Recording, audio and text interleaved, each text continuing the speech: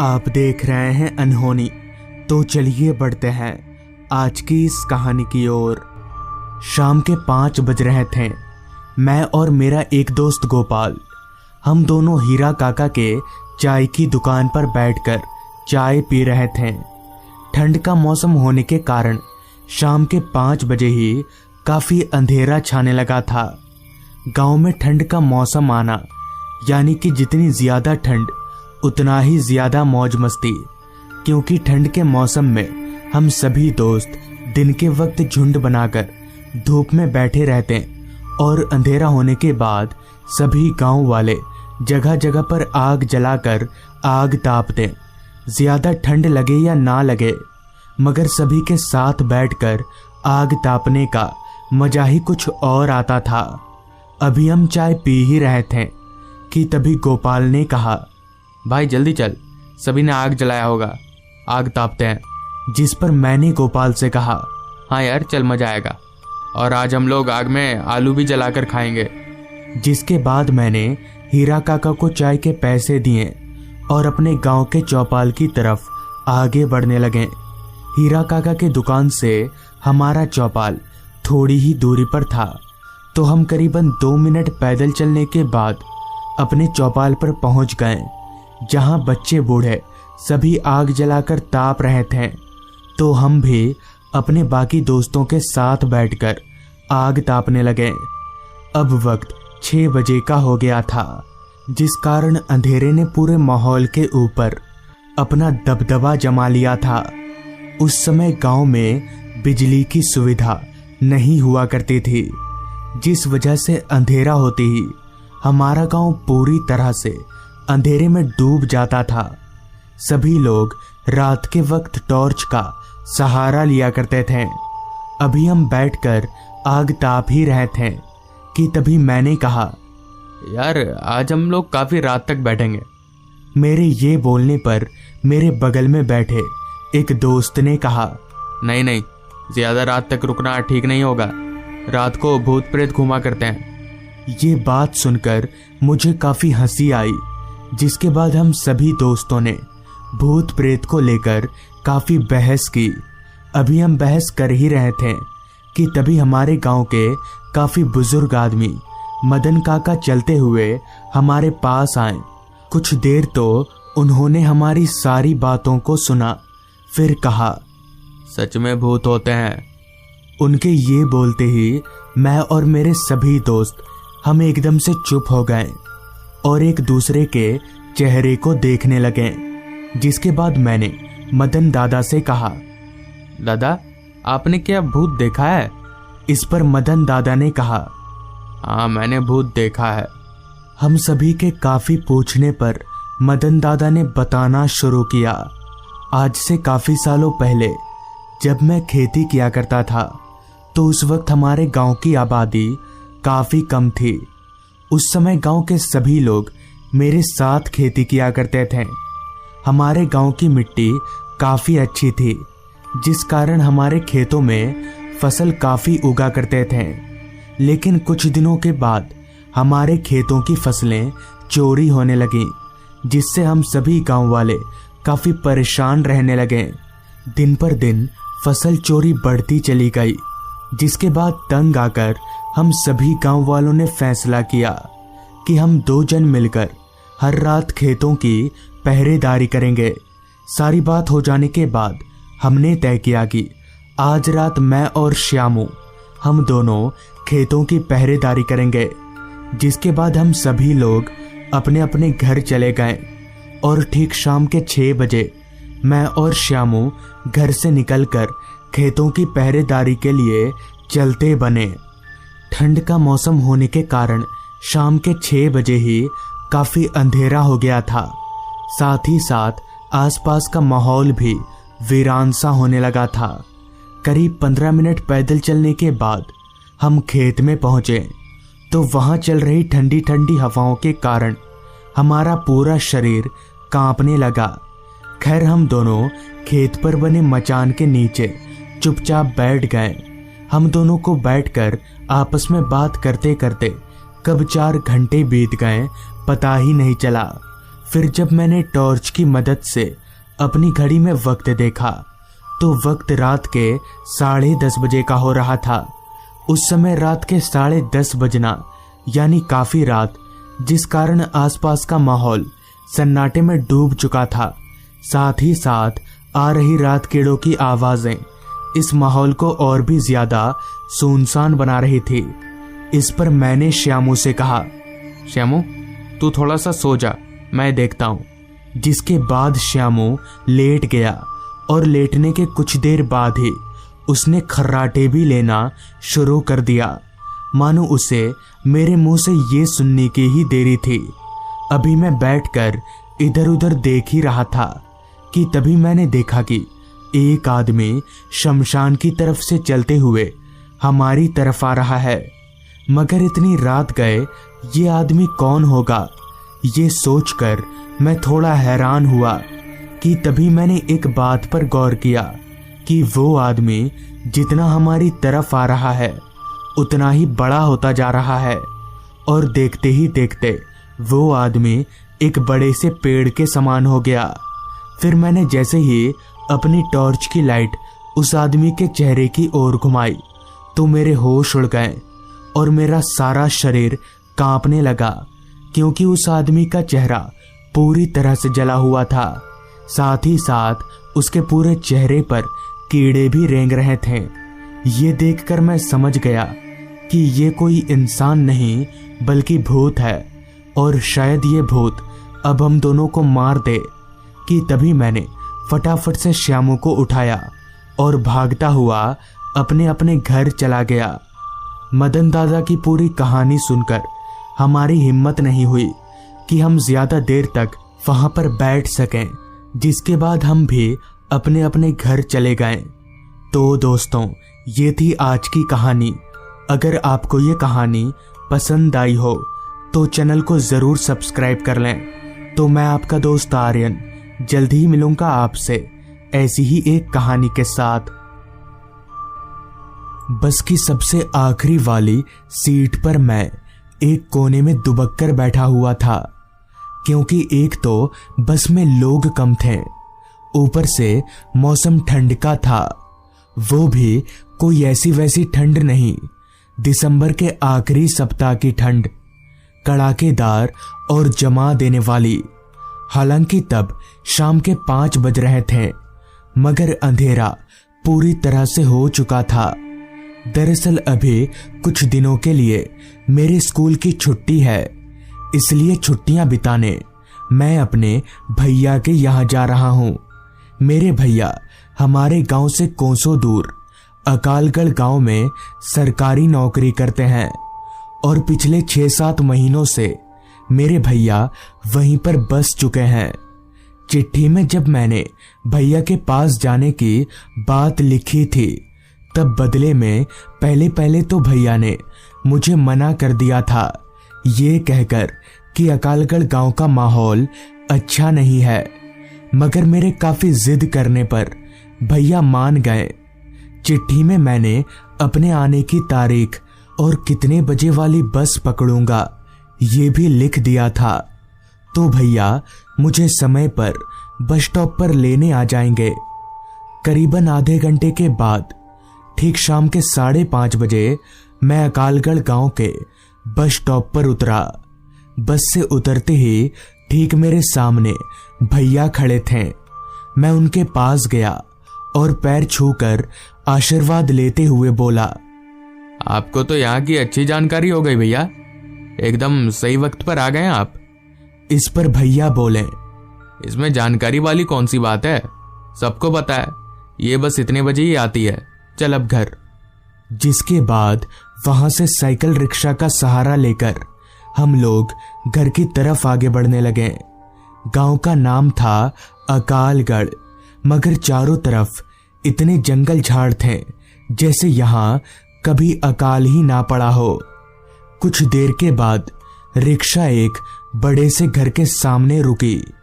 वो 2 मंजिला घर काफी बड़ा था और उस घर के आसपास दूसरा कोई घर नहीं था, सिर्फ जंगल था।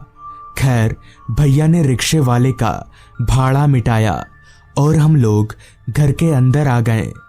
उस घर को चारों तरफ से निहारते हुए मैंने भैया से कहा, ये घर तो बहुत बड़ा है, आप यहाँ अकेले रहते हैं?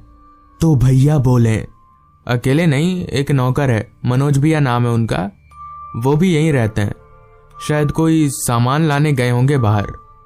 उस घर में सब कुछ था, सारी सुविधाएं थीं, सिर्फ एक को छोड़कर उस बड़े से घर में एक भी बाथरूम नहीं था। और जब मैंने इसका कारण भैया से पूछा तो उन्होंने कहा, देख, ये जो घर है ना, वो यहीं के एक आदमी का था, और यहाँ के लोगों का मानना है कि बाथरूम घर में नहीं बनाते हैं। चूंकि ये मान्यता हमारे गांव में भी कुछ कुछ जगहों पर थी, इसलिए मैं ज्यादा हैरान नहीं हुआ। तभी भैया ने कहा, तू टेंशन मत ले, घर के पीछे की तरफ चले जाना, और अकेले जाने की कोई जरूरत नहीं है, मनोज भैया हैं, उनको लेकर जाना, वो कहीं दूर में खड़े रहेंगे। जिसके बाद हमने हाथ मुंह धोया।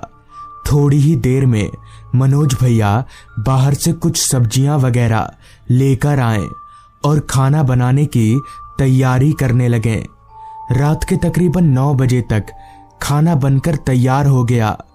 मेरे सामने जब खाना परोसा गया तो मुझे समझ नहीं आ रहा था कि कहां से शुरुआत करूं, क्योंकि खाने में बहुत सारी चीजें थीं। फिर मैंने पेट भर के खाना खाया और खाना पीना हो जाने के बाद मैं और भैया एक ही कमरे में सो गए। चूंकि मैं एक लंबा चौड़ा सफर करके आया था, इसलिए थकान के मारे बहुत जल्द ही मेरी आंख लग गई। पता नहीं कितनी देर बाद, मगर जब मेरी आंख खुली तो मेरा पेट मुझे कुछ सही नहीं लग रहा था। पेट दर्द कर रहा था और हल्का होने की जरूरत महसूस हो रही थी, लेकिन उस वक्त ठंड इतनी ज्यादा थी कि मुझे बिस्तर छोड़कर उठने का मन ही नहीं कर रहा था। मगर कुछ ही देर में प्रेशर इतना बढ़ गया कि मुझे ना चाहते हुए भी उठना ही पड़ा। उठकर मैंने सबसे पहले अपने बैग से टॉर्च निकाला जो मैं साथ लेकर आया था, और टॉर्च लेकर दबे कदमों के साथ कमरे से बाहर निकलने लगा, क्योंकि मैं खामोखा इस ठंड में भैया को नींद से उठाकर तकलीफ नहीं देना चाहता था। कमरे से बाहर निकलकर मैंने कुछ देर मन ही मन में सोचा, अभी अगर मनोज भैया को उठाने जाऊंगा तो वो उठकर ढेर सारे कपड़े टोपी वगैरह पहनेंगे, समय लगेगा, इससे अच्छा मैं अकेले ही चला जाता हूं। वैसे भी घर के पीछे वाले जंगलों में ही तो जाना है। इतना सोचने के बाद ज्यादा वक्त ना लेते हुए मैं घर से बाहर निकलने लगा। तब शायद रात के 2 बज रहे थे। हालांकि जल्दबाजी में मैंने घड़ी नहीं देखा था, लेकिन बाहर का माहौल देखकर ऐसा ही कुछ लग रहा था। घर से बाहर निकलते ही मैं टॉर्च जलाकर पीछे की तरफ जाने लगा। जैसे जैसे मैं टॉर्च लेकर घर के पीछे की तरफ जा रहा था, वैसे वैसे जंगल और भी ज्यादा घना होता जा रहा था। ठंड का आलम तो ये था कि पानी के गिरते कतरे भी बर्फ बन जाएं। चलते वक्त मैं कांप रहा था। टॉर्च की रोशनी के सहारे अभी मैं आगे की तरफ जा ही रहा था कि तभी मेरे कानों में एक आवाज लगातार दस्तक देने लगी। वो आवाज कुछ ऐसी थी जैसे कोई कुल्हाड़ी मारकर लकड़ी काट रहा हो, मगर मुझे मेरे आसपास कोई नजर नहीं आ रहा था। तो फिर ये आवाज आखिर आ कहां से रही है? एक पल के लिए मुझे थोड़ा डर लगा, मगर दूसरे ही पल मैंने किसी तरह से खुद को संभाल लिया और जंगल में एक अच्छी सी जगह देखकर बैठने जा ही रहा था कि तभी वो लकड़ी काटने की आवाज अचानक से तेज हो गई। ऐसा लग रहा था जैसे कोई मेरे आसपास में ही कुल्हाड़ी चला रहा हो, पर कोई दिख क्यों नहीं रहा, ये मेरे पल्ले नहीं पड़ रहा था। ऊपर से वो आवाज इतनी तेज थी कि मैं उसे चाह कर भी नजरअंदाज नहीं कर पा रहा था। अभी मैं चारों तरफ नजर घुमाकर देख ही रहा था कि तभी मुझसे कुछ ही दूरी पर अंधेरे में कुछ चमकता हुआ दिखा। मैंने जब अपनी टॉर्च की लाइट उस तरफ घुमाई तो मैं दंग रह गया, क्योंकि वहां एक आदमी कुल्हाड़ी चलाकर एक पेड़ को काट रहा था। मुझे बहुत हैरानी हुई कि आखिर ये इतनी रात को पेड़ क्यों काट रहा है, कहीं कोई पागल वागल तो नहीं है। यही सोचते हुए मैं चलकर उस आदमी के पास गया और उससे कुछ दूरी पर ही खड़े होकर उससे बोला, कौन है आप और इतनी रात में यहाँ पर पेड़ क्यों काट रहे हैं? मगर इस पर वो आदमी कुछ नहीं बोला, चुपचाप पेड़ काटता रहा। उस आदमी से कोई जवाब ना पाकर इससे पहले कि मैं दोबारा पूछता, वो आदमी जो पेड़ पर कुल्हाड़ी चला रहा था, उसने उस कुल्हाड़ी को एकदम से अपने गले पर चला लिया, जिससे उसका गला पूरा कट गया और सिर धड़ाम से जमीन पर जा गिरा। ये नजारा देखकर मेरे होश उड़ गए और मैं एकदम से ठिठक कर पीछे की तरफ गिर गया। सबसे अजीब बात तो ये थी कि सिर कटने के बावजूद भी वो आदमी उसी तरह से खड़ा था और ना ही उसके कटे हुए अंगों से जरा भी खून बह रहा था। वो आदमी और उसका कटा हुआ सिर दोनों ही मेरी तरफ आ रहे थे। इतने में ही पता नहीं कैसे मेरे भैया और मनोज भैया वहां पर पहुंच गए, जिनके आते ही वो शैतान हवा में धुआं हो गया। फिर मैं भैया के साथ घर आया। तब भैया ने बताया कि दरअसल वो आदमी कुछ महीनों पहले पेड़ काटकर लकड़ी बेचने का काम किया करता था, मगर एक दिन एक जहरीले सांप ने उसे काट लिया और उसकी वहीं पर मौत हो गई। तब से उसकी आत्मा उसी जंगल में भटकती रहती है। तो दोस्तों, ये थी आज की कहानी। रात का समय था, यही कोई 10 साढ़े 10 बज रहे होंगे। मैं ट्रेन के एक डिब्बे में बैठा खिड़की से बाहर देख रहा था। मैं जिस बोगी में बैठा हुआ था वो बोगी पूरी खाली थी। उस बोगी में मेरे अलावा एक भी आदमी नहीं था। दरअसल फिलहाल मैं अपने दोस्त के गांव कमलपुर जा रहा हूं। मेरे दोस्त ने मुझसे कहा था कि मुझे बस कमलपुर स्टेशन पर उतर जाना है, बाकी वो मुझे ठीक टाइम पर लेने आ जाएगा। मैं अपने दोस्त के गांव पहली बार जा रहा हूं। दरअसल उसके छोटे भाई की शादी है। उसने मुझे खास 5 दिन पहले बुलाया है। ऊपर से मैं ठहरा बेरोजगार आदमी, तो मैंने भी कोई ऐतराज नहीं जताया। खैर, लगभग और आधा घंटा ट्रेन में गुजारने के बाद ट्रेन कमलपुर स्टेशन पर रुकी। मैं अपना बैग लेकर ट्रेन से नीचे उतरा और पास ही में एक बेंच पर जाकर बैठ गया। रात हर पल गहराती जा रही थी। ऊपर से आसमान का रंग देखकर ऐसा प्रतीत हो रहा था कि बहुत तेज बारिश आएगी।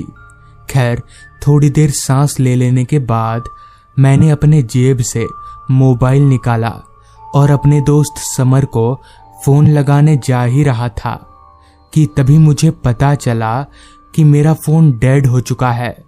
मैं फोन चालू करने की पूरी कोशिश कर रहा था, मगर मोबाइल था जो चालू होने का नाम ही नहीं ले रहा था। मैं काफी घबरा गया, क्योंकि अगर मोबाइल चालू नहीं होगा तो समर से मेरी बात कैसे होगी। मैंने नजर घुमाकर आसपास देखा तो उस छोटे से स्टेशन पर कोई भी आदमी नजर नहीं आ रहा था, सिवाय एक चाय के स्टॉल पर बैठे उस आदमी के। मैं उस चाय वाले के पास जाने के लिए अभी अपनी सीट पर से उठा ही था कि तभी मुझे याद आया कि समर का नंबर तो मोबाइल में है, तो अगर कहीं से फोन मिल भी गया तो कोई फायदा नहीं होगा। यहाँ तक कि मुझे अपने घर का भी नंबर याद नहीं है। तो मैं वापस से चुपचाप अपनी जगह पर बैठ गया। हालांकि समर को यह पता है कि मैं किस ट्रेन से आने वाला हूं, तो अच्छा यही होगा कि मैं उसके आने का इंतजार करूं। यही सोचकर मैं बैठा रहा। काश समर ने मुझे उसका एड्रेस बता दिया होता तो मैं कैसे ना कैसे उसके घर तक पहुंच ही जाता, पर अब कोई चारा नहीं है। इसी दौरान एक तेज बादल गरजने की आवाज के साथ ही बारिश आ गई। हालांकि मैं शेड के नीचे था। अभी मैं अपनी सीट पर बैठा आगे के बारे में सोच ही रहा था कि तभी मेरी नजर मेरी बाईं ओर वाले बेंच पर बैठे एक आदमी पर गई। उस आदमी को देखकर मैं थोड़ा चौंक सा गया, क्योंकि थोड़ी देर पहले तक तो वहां कोई भी नहीं था। तो ये आदमी बेंच पर आकर कब बैठ गया? मैं ये सब सोच ही रहा था कि तभी उस आदमी ने कहा, कौन सी ट्रेन पकड़नी है भाई साहब? तो इस पर मैंने कहा, जी नहीं, ट्रेन नहीं पकड़नी है। और इतना कहकर मैंने उस आदमी को पूरी बात बता दी। सारी बात सुनकर उस आदमी ने एक लंबी सी हामी भरते हुए कहा, अब तो आप बुरी तरह से फंस चुके हैं। जब तक आपका दोस्त नहीं आ जाता आप कुछ नहीं कर सकते। उस आदमी की बात सुनकर मैं और भी ज्यादा चिंतित हो गया। लेकिन वो आदमी बहुत अच्छा था। वो मुझसे कुछ न कुछ बात करके मुझे उलझाए हुए था ताकि मैं टेंशन ना लूं। उस आदमी की बातें काफी मजेदार थीं। मैं अपनी सारी परेशानी भूलकर उससे बातें करने लगा। इसी बीच मैंने उस आदमी से पूछा, वैसे आप कहाँ जा रहे हैं? तो इस पर वो आदमी बोला, मैं कहीं नहीं जा रहा हूँ, मैं तो यहाँ रोज आता हूँ किसी काम से, हर रात। आप लोगों की तरह ही उस आदमी का ये जवाब मुझे भी थोड़ा अजीब लगा, मगर उस वक्त मैंने उतना ध्यान नहीं दिया। तभी मैंने उस आदमी से कहा, आप बैठिए, मैं चाय लेकर आता हूँ। इतना बोलकर मैं पास वाली चाय के स्टॉल पर चला गया और 2 चाय लेकर जैसे ही बेंच की ओर पलटा तो मैं हैरान रह गया, क्योंकि अब उस बेंच पर वो आदमी था ही नहीं।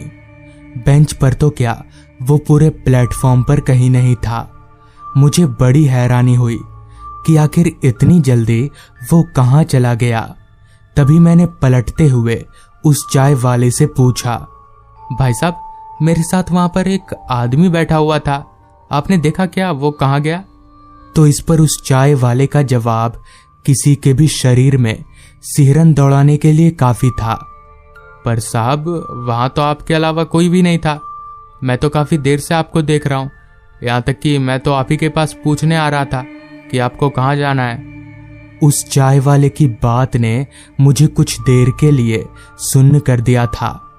खैर मैं वापस अपनी सीट की तरफ जाने लगा। अभी मैं अपनी सीट की तरफ जा ही रहा था कि तभी उस चाय वाले ने कहा, यह स्टेशन रात के लिए ठीक नहीं है। सुना है बुरी शक्तियां भटकती है यहाँ, हो सके तो निकल जाइए। मैं भी बस अपनी दुकान बंद करके निकल ही रहा हूँ। जिस पर मैंने उस चाय वाले को अपनी पूरी परेशानी बताई तो मेरी सारी परेशानी सुनकर वो चाय वाला बोला, स्टेशन के अलावा यहाँ तो ऐसी कोई जगह भी नहीं है जहाँ आप रात गुजार सकें। एक काम करिए, आप वेटिंग रूम में चले जाइए। यहाँ प्लेटफॉर्म पर रहने से तो अच्छा है कि आप वहीं रहें। जिसके बाद जब तक उस चाय वाले की दुकान खुली रही तब तक मैं उसके पास ही बैठा था और उसके दुकान बंद करते ही मैं भी वेटिंग रूम की तरफ चल दिया। चाय वाले ने मुझे बता दिया था कि वेटिंग रूम किस तरफ है। बारिश अभी भी उसी तरह से बरसे जा रही थी। उस पूरे प्लेटफॉर्म या फिर यूं कहें तो उस पूरे छोटे से स्टेशन पर मैं ही शायद अकेला था। ना तो कोई ट्रेन आ रही थी और ना ही कोई आदमी नजर आ रहा था। कहीं ना कहीं समर के ऊपर मुझे अब गुस्सा भी आ रहा था। इतनी देर हो गई, अब तक तो उसे आ जाना चाहिए था।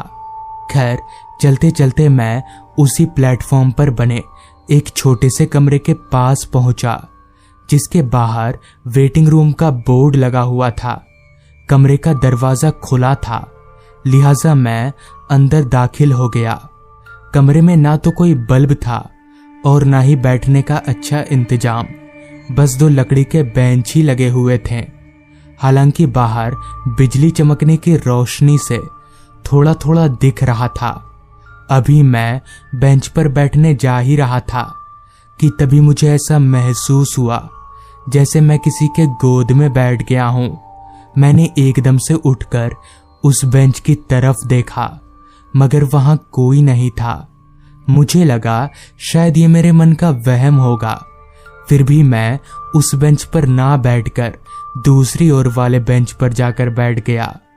कहीं ना कहीं मेरा दिल कह रहा था कि यहाँ कुछ तो अजीब है, लेकिन मैं इतना मजबूर था कि कुछ नहीं कर सकता था। लाचार होकर मैं अपनी जगह पर बैठा रहा। यूं ही बैठे बैठे कब मेरी आंख लग गई मुझे कुछ याद नहीं, ना जाने कितनी देर बाद।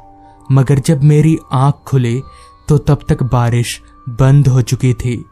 मैं कमरे से बाहर निकलने के लिए अभी अपनी जगह से उठ ही रहा था कि तभी मेरी नजर ठीक मेरे सामने वाले बेंच पर बैठे एक आदमी पर गई, जो कि सिर झुकाकर रोते हुए सिसकियां ले रहा था। तभी मैंने उस आदमी से कहा, क्या हुआ भाई साहब, आप रो क्यों रहे हैं? तो इस पर उस आदमी ने धीरे से अपना सिर ऊपर उठाया तो उसका चेहरा देखकर मैं दंग रह गया। दरअसल ये वही आदमी था जो थोड़ी देर पहले मुझे मिला था, मगर अब उस आदमी का चेहरा बड़ा ही खौफनाक नजर आ रहा था। उसकी आंखें पूरी लाल चमक रही थी और उसका गला उसके धड़ से अलग हवा में उड़ने लगा था। मैं समझ गया कि ये कोई इंसान नहीं है, लिहाजा मैं वहां से भागा। अभी मैं भाग ही रहा था कि तभी मैं किसी आदमी से जोर से टकराया। मैंने संभलते हुए देखा तो वो मेरा दोस्त समर था, जिसके बाद मैंने समर को पूरी बात बताई और हम लोग वहां से निकल गए। मगर वो था क्या ये आज तक पता नहीं चल पाया। तो दोस्तों, ये थी आज की कहानी। अगर आपको ये कहानी पसंद आई हो तो चैनल को ज़रूर सब्सक्राइब कर लें। तो मैं आपका दोस्त आर्यन जल्द ही मिलूंगा आपसे ऐसी ही एक कहानी के साथ।